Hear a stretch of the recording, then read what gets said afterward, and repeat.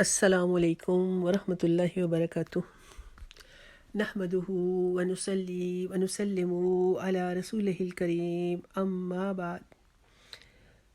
آج ہم راہ کو پر کرنے کے قاعدے پڑھیں گے کہ راہ کو کن حالتوں میں پر پڑھا جاتا ہے، کیونکہ کچھ حالتیں ایسی ہیں کہ جن میں ہمیں راہ جو ہے اس کے اوپر زبر یا پیش یا دو پیش نظر آئیں، لیکن اس کے باوجود اس کو ہم باریک پڑھتے ہیں، لیکن کچھ حالتیں ایسی ہیں کہ ہم اس راہ کو موٹا پڑھتے ہیں۔ تو آج ہم سمجھ لیتے ہیں کہ راہ کو موٹا کن کن حالتوں میں پڑھا جائے گا۔ نمبر 1، راہ پر زبر ہو، جیسے الرحمن، اس میں راہ کو ہم نے موٹا پڑھا، اور تو یہ راہ موٹی پڑی گئی کیونکہ اس کے اوپر زبر آ گئی۔ نمبر 2، راہ پر اگر پیش آ جائے، جیسے فروجن، اب اس راہ کو بھی ہم نے موٹا پڑھا کیونکہ اس کے اوپر پیش آ گئی، فرو۔ تو نمبر 3، راہ پر اگر دو زبر ہوں، جیسے شکرون، اب اس راہ کو ہم نے دو زبر کی وجہ سے موٹا پڑھا، رون نہیں پڑھا، رون موٹا پڑھا۔ نمبر 4، راہ پر اگر دو پیش ہوں تو وہ راہ بھی موٹی پڑی جائے گی، جیسے شکورن، اس راہ کو ہم نے موٹا پڑھا، شکورن، رون نہیں پڑھا، شکورن، یہ راہ موٹی پڑی گئی۔ نمبر 5، راہ موقوف سے پہلے، راہ موقوف کس کو کہتے ہیں؟ راہ موقوف اس کو کہتے ہیں کہ جس راہ پر وقف ہو جائے، آیت ختم ہو جائے یا آیت کے اندر کوئی وقف آ جائے اور اس راہ پر وقف کیا جائے۔ اب راہ موقوف ہے اور اس سے پہلے یا ساکنہ اس کو بولتے ہیں کہ جو یا کے اوپر جزم آ جائے۔ اگر یا ساکنہ کے علاوہ کوئی حرف ساکن ہو اور اس سے پچھلے حرف پر زبر یا پیش ہو تو اس راہ کو بھی ہم موٹا پڑھیں گے، جیسے وَتَوَاصَوْا بِالصَّبْرِ، وَتَوَاصَوْا بِالصَّبْرِ۔ اب اس میں ہم نے جو با ہے، آپ دیکھیں کہ با کے اوپر جزم ہے، با ساکن ہو گئی ہے، اور اس سے جو پچھلا حرف ہے صاد، اس کے اوپر زبر آئی ہے، تو ہم اس راہ کو موٹا پڑھیں گے، یعنی کہ اس راہ کے پچھلے حرف کو جو با تھی اس کو بھی ہم نے دیکھا کہ با کے اوپر جزم ہے، لیکن با کی چونکہ جزم کی اپنی کوئی آواز نہیں ہوتی، تو اس وجہ سے ہم نے اب اس کے لیے آواز کے لیے پچھلے حرف کو دیکھنا ہے کہ پچھلے حرف پہ کیا ہے، پچھلے حرف پہ زبر آ رہی ہے جو کہ صاد پہ ہے۔ اب اس راہ کو ہم موٹا پڑھیں گے۔ نمبر 6، راہ موقوف سے پہلے، یعنی کہ جس راہ پر وقف آئے اس سے پہلے کوئی حرف ساکن ہو اور اس کے پچھلے حرف پر پیش ہو۔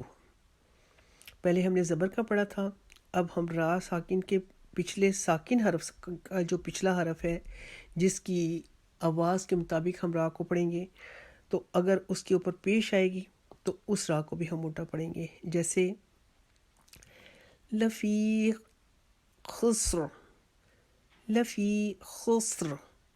اب اس میں جو راہ ہے وہ موقوف ہے، اس کے بعد آپ دیکھیں کہ وقف تام کا نشان ہے کہ آیت ختم ہو گئی، تو وقف تام کے پچھلا حرف جو ہے اس میں ہا کے اوپر چونکہ پیش آ رہی ہے، اس سے پہلے سین اور سین کے اوپر جزم ہے، اب اس کی سین کی کوئی آواز تو نہیں آئے گی کیونکہ جزم کی کوئی اپنی آواز نہیں آتی، اور آواز کس کی آئے گی؟ پیش کی، جو کہ ہا پر ہے۔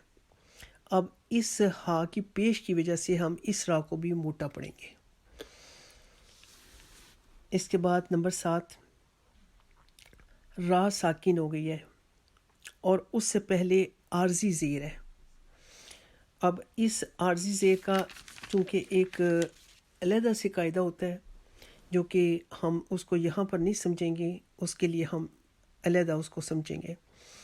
اب اس راہ کے نیچے چونکہ اپنی زیر نہیں ہے اور اس کی ہم نے زیر لگا کر اس کو پڑھنا ہے، تو یہ جو راہ ہے جو ساکن ہے اور اس کو ہم نے عارضی زیر دینی ہے جو کہ الف کے نیچے زیر نہیں ہے. تو اب اس عارضی زیر کی وجہ سے یہ را بھی موٹی پڑی جائے گی. ارجع، ارجع. اب اس کو ہم ایر نہیں پڑھیں گے، ارجع. یہ را بھی موٹی پڑی جائے گی کیونکہ اس سے پہلے جو ہے نا وہ عارضی زیر آ گئی ہے. نمبر 8، را ساکن سے پہلے زیر ہو اور اس کے بعد حروف مستعلیہ آ جائے تو ہم را کو موٹا پڑھیں گے. جیسے مرصاد، مرصاد. اب اس فرقن، فرقن. اب اس میں بھی جو را کا ساکن ہے کہ را کے اوپر جزم آ رہی ہے، اس کا پچھلا جو حرف ہے اس کے نیچے زیر ہے، لیکن اس را کو ہم اس وجہ سے موٹا نہیں پڑھیں، باریک نہیں پڑھیں گے کیونکہ اس کے بعد حروف مستعلیہ آ رہے ہیں. حروف مستعلیہ میں سے جو کہ 7 حروف ہیں جو کہ ہر حال میں موٹے پڑھے جاتے ہیں، اب ان حروف مستعلیہ کی وجہ سے ہم اس را کو بھی موٹا پڑھیں گے. مرصاد، فرقن. نمبر 9، را ساکن سے پہلے زیر دوسرے کلمے میں ہو. اب جیسے ہمارے سامنے رب ارحمہما، اب اس میں جو زیر ہے وہ ربی کے نیچے زیر ہے، با کے نیچے زیر آ رہی ہے اور وہ دوسرا کلمہ ہے کیونکہ 2 لفظ مل کے، ایک سے زیادہ 2 لفظ یا زیادہ لفظ مل کے ایک کلمہ بنتے ہیں. اب ربی کے نیچے، با کے نیچے زیر ہے اور دوسرے کلمے میں را جو ہے وہ ساکن ہے، تو چونکہ یہ زیر جو ہے اب دوسرے کلمے میں ہے تو یہ را بھی ہم موٹی پڑھیں گے. رب ارحمہما، رب ارحمہما. تو یہ را کے اور را کے اوپر جب تشدید آ جائے گی تو وہ را بھی موٹی پڑی جائے گی. یہ وہ 10 اصول تھے جو کہ را کو موٹا پڑھنے کے ہیں. اور اگر ہم را کو باریک پڑھیں گے ان حالتوں میں بھی تو ہماری قرآن پاک کی جو تلاوت ہے اس کے پڑھنے کا طریقہ غلط ہوگا. تو یہ چیزیں ہمارے یاد کرنے کی ہیں. اور کچھ قواعد وہ ہیں کہ جو را کو باریک پڑھنے کے ہیں، چونکہ یہاں پر طوالت کی وجہ سے پھر میں اس کو بیان نہیں کروں گی.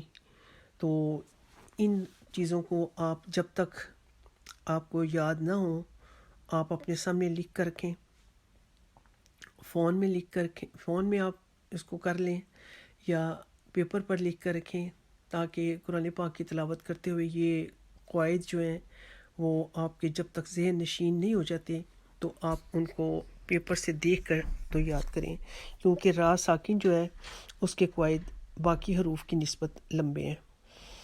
تو اللہ تعالیٰ سے دعا ہے کہ ہمیں اپنے دین کا فہم عطا فرمائے اور ہمیں دین کی سمجھ کے ساتھ سنت کی پیروی کی توفیق کے ساتھ قرآن پاک کو اس طرح پڑھنے کی توفیق عطا فرمائے جیسے نبی پاک صلی اللہ علیہ وسلم نے اس کو پڑھا اور اس کو پڑھنے کا حکم دیا کہ قرآن تجوید کے ساتھ نازل ہوا ہے، اس کو تجوید کے ساتھ پڑھو. تو اللہ کریم یہ کوشش ہم سب کے لیے آسان فرمائے اور روز محشر اس کو ہمارے لیے بخشش کا، نجات کا باعث بنا دے کہ قرآن پاک اپنے پڑھنے والوں کے لیے، اپنے لیے جو دنیا میں اس کے لیے کوشش کرتے رہے، وقت نکالتے رہے، ان کے لیے اللہ کے حضور میں قیامت کے روز سفارش کرے گا. اللہ ہمیں قرآن کی سفارش بھی نصیب فرمائے، نبی پاک صلی اللہ علیہ وسلم کی شفاعت بھی نصیب فرمائے. آمین ثم آمین. اللہم صلی علی محمد وعلی آل محمد کما صلیت علی ابراہیم وعلی آل ابراہیم انک حمید مجید. اللہم بارک علی محمد وعلی آل محمد کما بارکت علی ابراہیم وعلی آل ابراہیم انک حمید مجید. سبحانک اللہم وبحمدک اشہد ان لا الہ الا انت استغفرک واتوب الیک. السلام علیکم ورحمۃ اللہ وبرکاتہ.